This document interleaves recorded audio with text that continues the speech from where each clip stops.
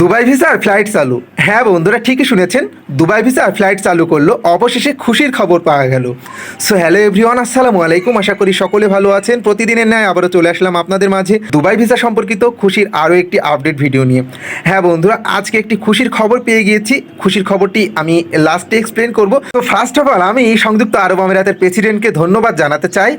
ধন্যবাদটি কেন জানাতে চাই, দেখেন যে সংযুক্ত আরব আমিরাতে আমাদের বাংলাদেশি ভাইরা যারা ছিলেন তারা অনেকে কিন্তু অবৈধ ছিলেন। শুধু বাংলাদেশি না, বাংলাদেশি, পাকিস্তানি, নেপালি এবং বিভিন্ন কান্ট্রির লোকজন যারা ওয়ার্ক ভিসায় গিয়ে সেখানে অবৈধ হয়ে পড়েছিলেন, যাদের ভিসার মেয়াদ শেষ হয়ে গিয়েছিল, তারা কিন্তু চাইলে কিন্তু ভিসা এক্সটেনশন, অর্থাৎ আপনাদের যে ভিসার জন্য যে মেয়াদ শেষ হলে যে একটা ফাইন দেওয়া লাগে, আপনাদের কিন্তু ফাইন দেওয়া লাগছে না, অর্থাৎ ফাইন মাকুব করে দিয়েছে সংযুক্ত আরব আমিরাতের সরকার।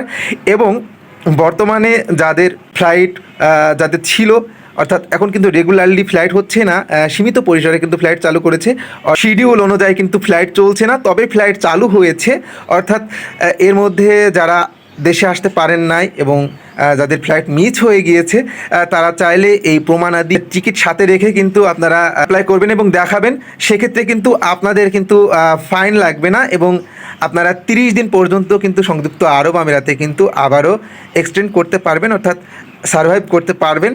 এবং যে খুশির খবরটি দেওয়ার জন্য আজকে আমি চলে আসলাম, খুশির খবরটি হচ্ছে যে আপনারা সকলে জানেন যে বাংলাদেশের প্রেসিডেন্ট জনাব তারেক রহমান তিনি কিন্তু সংযুক্ত আরব আমিরাতের প্রেসিডেন্টের সঙ্গে কিন্তু ফোন আলাপ করেছেন, বিশেষ একটি প্রতিবেদন থেকে পাওয়া গিয়েছে।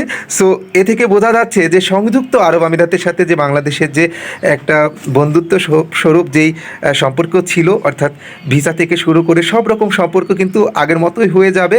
সো শুধু সময়ের অপেক্ষা।